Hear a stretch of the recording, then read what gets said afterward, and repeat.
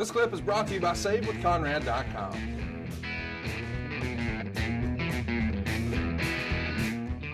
Talk to me a little bit about Hazard F5 brings up a great question. Obviously, you had a lot of faith in AJ making him the first NWA TNA X Division champion, but how soon into the promotion did you realize he was going to be the guy, Mr. TNA? Well, the benefit of doing this podcast, I would have said inside of 2 years. After doing our podcast, I'd say inside of a year. I would have not made those kind of moves without saying, all right, he's the champion. I got a lot of confidence in him. Rajiv wants to know, AJ was my favorite non-WWE wrestler for a long time, and he's still one of my favorite wrestlers. What is it about him that made you want to give him the amazing opportunities you and the company gave him? We touched on it at the very top. Knew he was a different human being.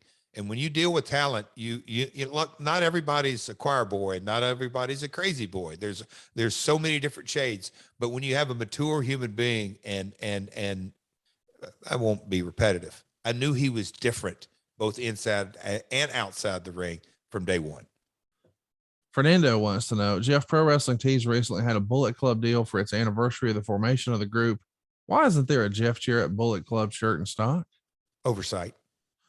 Craig Usher says, love you for that. It seems AJ was pushed right to the top when TNA started. Did Jeff know right away that AJ would be the face of the company, or were there plans for him just to be the face of the X Division, and that evolved eventually?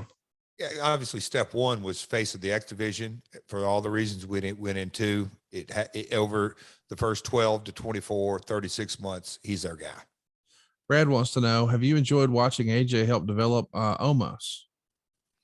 I love Omos. I came home from, I think it was during pandemic, but Karen said, what do you think? And I said, Omos will be a massive star. Why do you think that, Jeff? This is, Karen and Cody asking me. I said, because he's coachable, he's teachable. And AJ's time with Omos is all a part of that developmental process that a talent needs to go through. Lauren Eason says, had AJ not been offered a WWE contract and stayed with New Japan, how do you feel the New Japan wrestling audience in North America would have grown more in that era? That's a great question. Conrad, I would almost like to hear I'll go first, but your response, because here is what has really, when you look back, you can't put lightning and you just can't bottle it up. But that Bullet Club of Doc and Carl and AJ, the Bucks were coming, just that product was red hot. And when I saw the buys of Wrestle Kingdom 9 and the countries that it came for and the amount that they came for, it was a global product. And I feel like that was their peak in this country. And now, because, they're coming around again right now, that's an AEW 80%, if you will. That's an AEW, but New Japan on its own, I felt really, really had an incredible opportunity 15 and 16.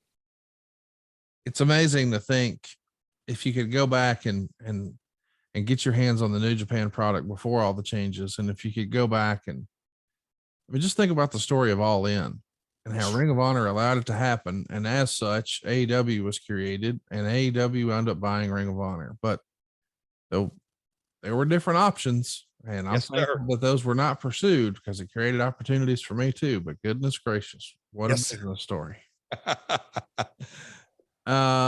Mitchell Murray wants to know, not AJ Styles related, but I've been dying to know if Jeff was finally able to stop binging Desperate Housewives and finally watch the freaking Sopranos. And if so, what were his thoughts? I only watch good TV, Conrad. Listen to that. All right, boys and girls, we had a lot of fun doing a profile piece this week. Whenever I think of Mr. TNA, I think of, we often hear Shawn Michaels will call himself Mr. WrestleMania. Well, if there was a Mr. TNA and it's not Jeff Jarrett, it's got to be AJ Styles, right? And every time we do a TNA podcast, it's so clear that 2002 to 2010 was TNA.